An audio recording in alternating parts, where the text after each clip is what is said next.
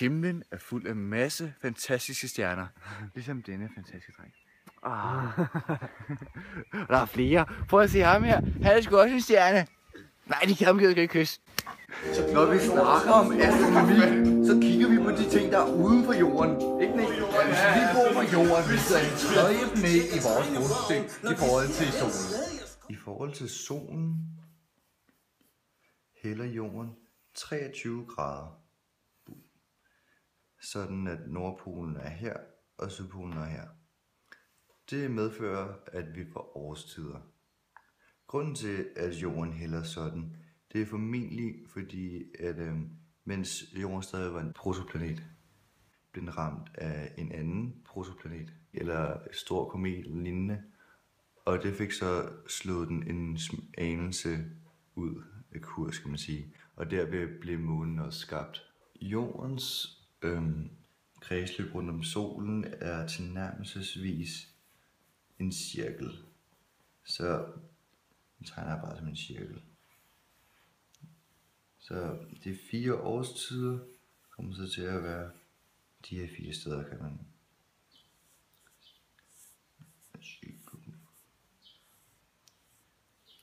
hvis vi ser dens omløb fra oven, løber jorden mod uret. Og som sagt, så hælder jorden lidt. Så her, der kan vi sige, at Nordpolen er her. Jeg skal jo aksen igennem bu. Og Nordpolen er her, og her, og her. Uanset hvor jorden er, så er halvdelen af den belyst. Sådan her. Så her, der har vi sommer. Og så får vi efterår. Og så hen over vinter. Og så er der forår. Og det er selvfølgelig omvendt for den sydlige halvkugle. I vores solsystem er der 8 Ikke?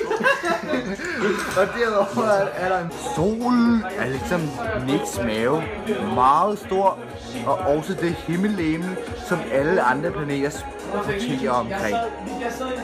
Hvis vi vil bestemme afstanden til en stjerne, der er inde i vores galakse, bruger vi normalt parallaxemetoden. Parallaxemetoden fungerer sådan, at man dividerer afstanden fra jorden til solen med vinklen mellem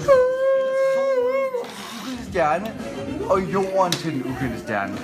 Men hvis stjernen er uden for vores galakse, kan vi bruge rødforskydningsmetoden. Formlen for parallaxemetoden ser således ud. Distancen er lige med afstanden mellem jorden og solen, divideret med sinus til phi. Det kan man tegne sådan her, at hvis vi har jorden her, og solen her, og så har vi en stjerne langt ude i det fjerne her. Så er den her afstand, det var afstanden mellem jorden og solen, jorden og solen, og vinklen vi har her, mellem solen til den stjerne og jorden til stjernen, det er den vi kalder phi. Hvis vi antager, eller ser på eksempel, hvor phi er 1 buesekund,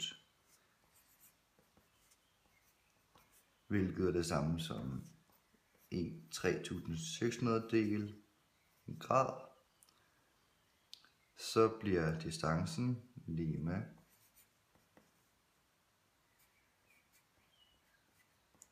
en astronomisk enhed divideret med sinus til 1/3600 del. Og det er 3,9 gange 10 i 13 kilometer. Det vil altså sige, at stjernen her ligger 3,9 gange 10 i 13 kilometer væk.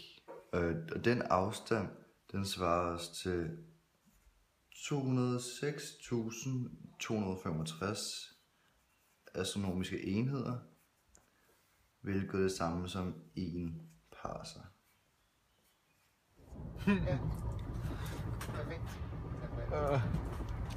Ved du hvad, Jeppe? For at være ærlig, så skal vi få fuldt til at lave fysik lige nu. En shout-out til Ærke i fysiklærer. Han hedder Jeppe. Hej Jeppe. Kan du lige kysse på Jeppe? Hej Jeppe.